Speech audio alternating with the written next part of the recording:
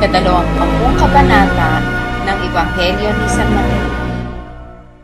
Sapagkat ang kaharian ng langit ay tulad sa isang tao na puno ng sambahayan, na lumabas pagka-umagang-umaga upang umupa ng manggagawa sa kanyang ubasan. At nang makipagkasundo na siya sa mga manggagawa sa bawat araw, ay isinugo niya sila sa kanyang ubasan. At siya'y lumabas nang malapit na ang ikatlong oras, at nakita ang mga iba sa pamilihan na katayong walang nagawa.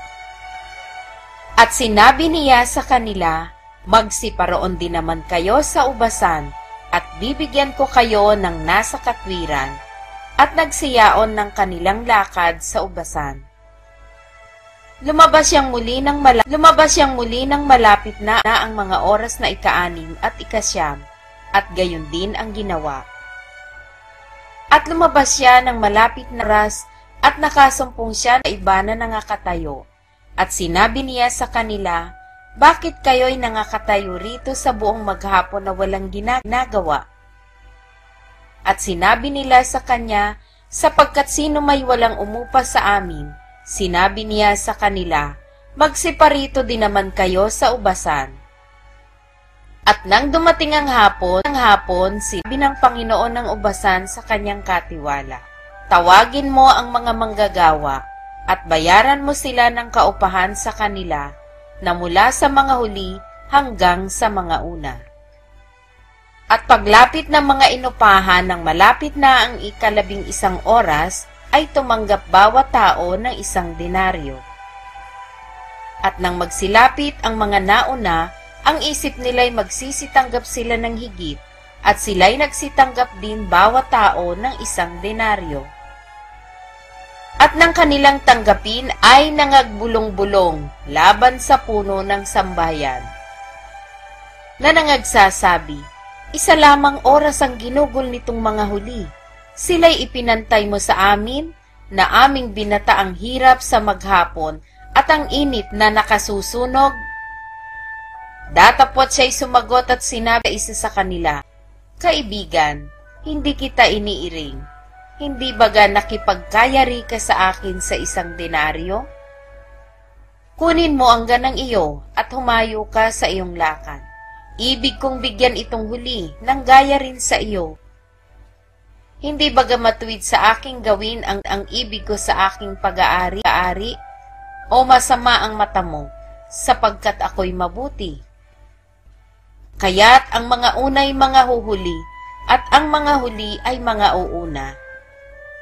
Samantalang umaahon si Jesus, ay bukod niyang isinama ang 12 alagad, at sa daay sinabi niya sa kanila, narito, nagsisiahon tayo sa Jerusalem at ibibigay ang anak ng tao sa mga pangulong saserdote at sa mga eskriba at kanilang hahatulang siya'y patayin. At ibibigay siya sa mga hindi kanilang alimurahin at hampasin at ipako sa krus at sa ikatlong araw siya'y ibabangon. Nang magkagayoy lumapit sa kanya ang ina ng mga anak na lalaki ni Zebedeo, nakasama ang kanyang mga anak na lalaki na siya'y sinamba, at may hinihinging isang bagay sa kanya. At sinabi niya sa kanya, ano ang ibig mo? Sinabi niya sa kanya, ipag-utos mo na itong aking 2 anak ay magsiupo, ang isa sa iyong kanan at ang isa sa iyong kaliwa, sa iyong kaharian. Ngunit sumagot si Jesus at sinabi, hindi ninyo nalalaman ang inyong hinihingi.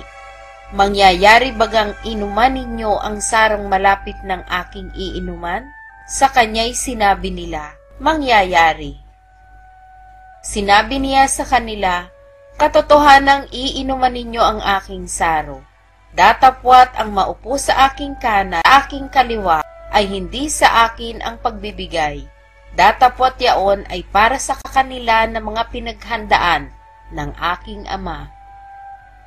At nang marinig ito ng 10, ay nangagalit laban sa 2 magkapatid.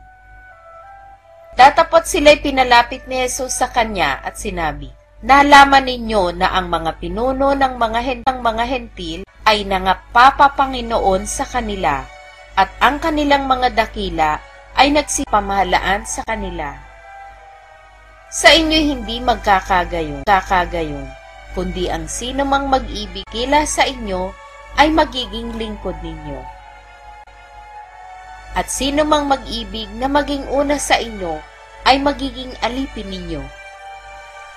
Gayon din naman ang anak ng tao ay hindi naparito upang paglingkuran, upang maglingkod at ibigay ang kanyang buhay o sa marami. At nang sila'y magsiali sa Jericho, ay sumunod sa kanya ang lubhang maraming tao. At narito, ang dalawang lalaking bulag na nangakaupo sa tabi ng daan.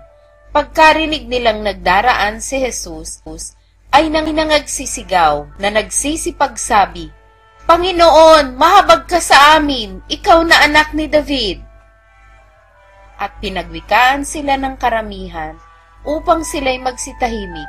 Datapwat sila'y lalong nangagsisigaw na nagsisipagsabi, "Panginoon, mahabag ka sa amin, ikaw na anak ni David." At tumigil si Jesus, at sila'y tinawag at sinabi, "Ano ang ibig ninyong gawin ko sa inyo?" Sinabi nila sa kanya, "Panginoon, na mga dilat ang mga mata namin." At si Jesus, sa pagkahabag ay hinipo ang kanilang mga mata, at pagdakay nagsitanggap sila ng kanilang paningin, at nagsisunod sa kanya.